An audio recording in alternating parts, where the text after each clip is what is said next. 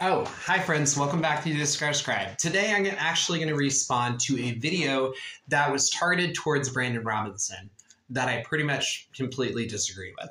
And the reason why might actually shock you. Now, if you don't know, there's a book by Lisa Childers and Tim Barnett that I'm actually reviewing, and I'm just got done with the first part of it. And surprise, surprise, but I'm actually not very impressed with it. And it's actually pretty expected from what I expect in the church, and it's going to lead to a lot of conversation. And if you don't know, I'm pretty much the top ex-gay voice in the world. Not that I'm trying to do that, but I just happen to be. And yeah, that's just a lot of pressure.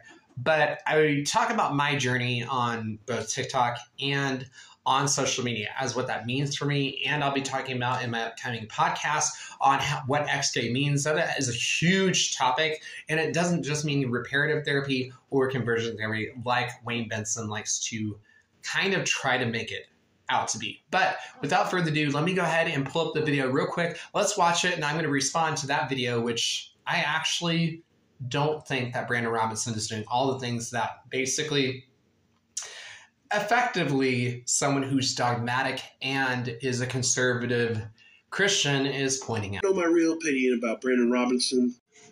Okay, let's hear your real opinion of Brandon Robinson, because this is going to get real good real quick. And those tiki-takis that he does. I'll give you my real opinion. The guy's trying to build a platform for himself.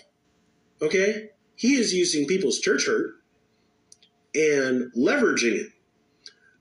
These people who go online and they're just spouting the same liberalism that other people have, but they're using phrases like deconstruction.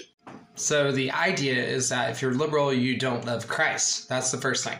So this is Christian nationalism that I talk about on a regular basis, where if you're not conservative, you somehow do not follow God. And I talk about this on a regular basis. But not only that, this person is extrapolating that anyone who talks about deconstruction is actually possibly not theologically sound. Now, even in the hot leading book right now, that the Deconstruction of Christianity by Lisa Childers and Tim Barnett, which I'll go ahead and include Lisa Childers in this conversation for the sake of this video, that excludes all of the legitimacy of stories, and not only that, but of study, whether somebody chooses homosexuality as a sin or they don't. So to sit there and make the claims that this person does is overgeneralizing.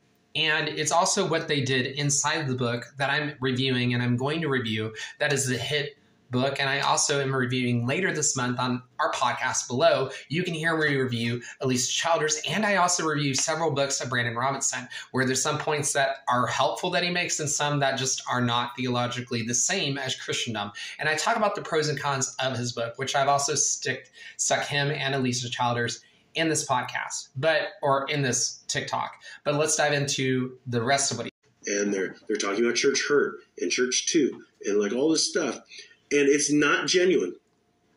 I'm calling it right now. I don't like what the Bible says about sexual ethics, so I'm going to go and I'm going to pander to these people who are hurt and have been through stuff and actually need to have the truth reaffirmed to them. And I'm going to pander to them so I can get them onto my side. So I'm going to cut that a little short from Brandon Robinson's responding it, because I've already responded to him reacting to it. I think, in general, that not everything the church offers is catering, quote, quote, ministering to the LGBTQ. In general, I don't think that that's like arguable for what this guy is saying.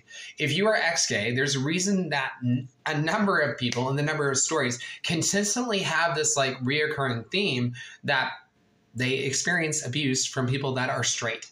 And then you have the notion that if you just have an attraction, you're somehow evil of just having a attraction. Now, there is the notion of that I've talked about on my podcast, which you can go see of me responding to Lisa Childers' recent take and her guest star, which I've gone on to, and I will be reviewing, and my brain is attached sometime. Where is it? I will be reviewing this book called 5 Lies of Our Anti-Christian Age, where it breaks down the traditional view of homosexuality and how their sin and all sorts of stuff by Rosera Butterfield. And I can't really comment on my full thoughts, but I digress. But the notion that people do not, even in the book, even in this wonderful book, it actually outlines that there are people that are theologically sound and that it really depends on what people mean by deconstruction. If you mean that ex-gays and LGBTQ, we're tired of people, I don't know, cheating on their spouses, but holding us to a higher standard, then yeah, it's going to make sense that we are going to go talk to people after, I don't know, nearly 70 years of talking in the church and we're just shoved in the back door. Yeah, it makes sense that we're going to talk because we're tired of being told that we shouldn't talk or we should be silent. And there are a lot of issues that are just unaddressed. So unfortunately, the church, because we have TikToks and we have TikToks like this person says, we are able to address issues because this is the first time in history where people can talk about a variety of issues and including hate towards the LGBTQ. That is a real, very evident thing, regardless if you give up homosexuality or not.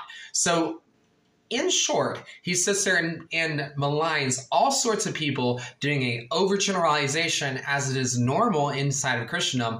And I would venture to say that this guy is probably leaning on the charismatic side. Why? Because everything's based on feelings. So the whole thing is charismatic ministry and evangelical ministry loves to cater to emotionalism and makes emotional retorts like they're making towards Brandon Robinson.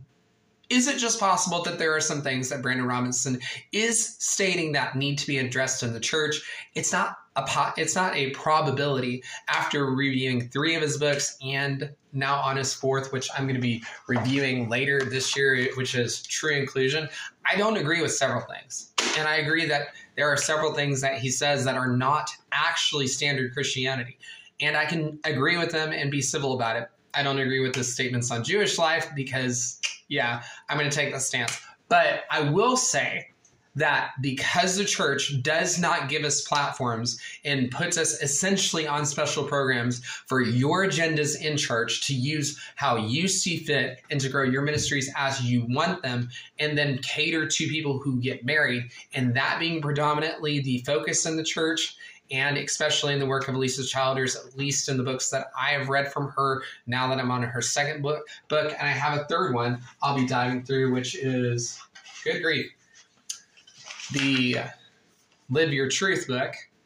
It's not like I'm not giving these people a chance to speak, but I do believe that they legitimately do not understand the journey that people go on, and they don't understand certain aspects. And this is probably the first time in history where people are able to voice out pros and cons of these arguments very articulately on both sides, and it's addressing issues that simply are going unaddressed. So this response tends to be the bigotry that people respond in, the quickness of shutting down the LGBTQ and our stories and our research and theology, whether it's for or against homosexuality. The type of response is what people face on a regular basis. The way that they're talking is also what people go through. When they do give up the sin, they're still treated with this type of bigotry. And so it's kind of like if you're basically in the LGBT or you have attraction, so you're defiled for life and the cross doesn't even matter.